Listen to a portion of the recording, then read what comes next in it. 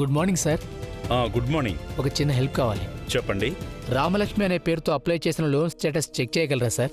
Application number చెప్పండి. 995203/B21 sir.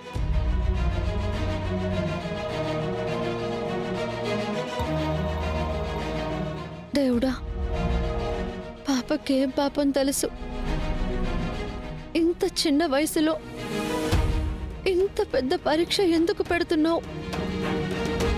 నేను నా శక్తి మేరకు ప్రయత్నిస్తున్నాను. ఇప్పుడు నాకు నీ దయ కూడా కావాలి. లోన్ శాంక్షన్ అవ్వాలి. ఆ డబ్బుతో పాపకి ఆపరేషన్ చేయించాలి. పాప మళ్ళీ నవ్వుతూ పరిగెడుతూ నా దగ్గరికి రావాలి. అదే నా కోరిక దేవుడా.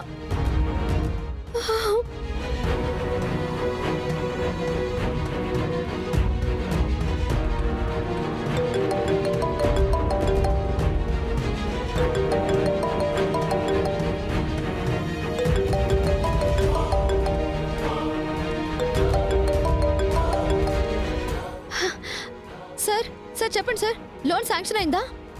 చెక్ ఇస్తారా లేదా ఆన్లైన్ ట్రాన్సాక్షన్ చేస్తారా? పర్లేదు, నాకు క్యాష్ అయినా పర్లేదు సార్. నేను వెంటనే మీ బ్యాంక్ వచ్చేస్తాను సార్. సారీ మేడం, మీ లోన్ అప్రూవల్ కాలేదు.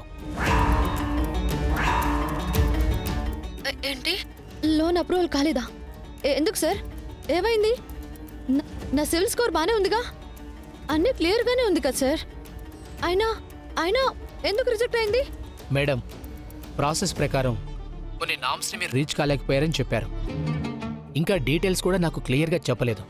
సార్, ఒక రెగ్యులర్ ట్యాక్స్ పేయర్కి కూడా లోన్ రాకపోతే ఇది ఎంత అన్యాయం సార్. సారీ మేడం, నేను ఇంకొక ఆప్షన్ ట్రై చేస్తాను. అది కాదు సార్, నేను చెప్పేది వినండి. మీరు అక్కడే ఉంటే ఒకసారి మేనేజర్ సార్కి ఫోన్ ఇవ్వండి, నేను మాట్లాడతాను సార్. సార్, మీకు తెలియదు సార్, ఇక్కడ నా పాప ప్రాణాలు ఇచ్చే లోన్ మీదనే డిపెండ్ అయి ఉంది. ప్లీజ్ సార్, అర్థం చేసుకోండి. ఏదైనా ప్రాసెస్ ఉంటే మీరు చెప్పండి సార్.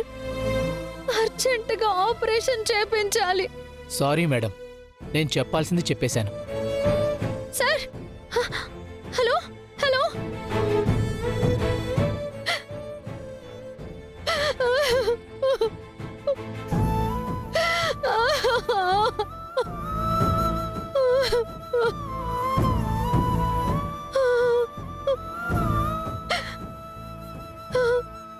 ఇప్పుడే కదయ్యా నేను నిన్ను వేడుకున్నాను, నా పాపని కాపాడమని, లోన్ శాంక్షన్ అయ్యేలా చేయమని. ఎందుకయ్యా ఇలా చేసావు? నా కన్నీళ్ళు కూడా నీకు కనిపించడం లేదా? ఇప్పుడు నేనేం చేయాలి? అమ్మా, రామా, ఏం జరిగిందమ్మా? ఎందుకు ఏడుస్తున్నావు?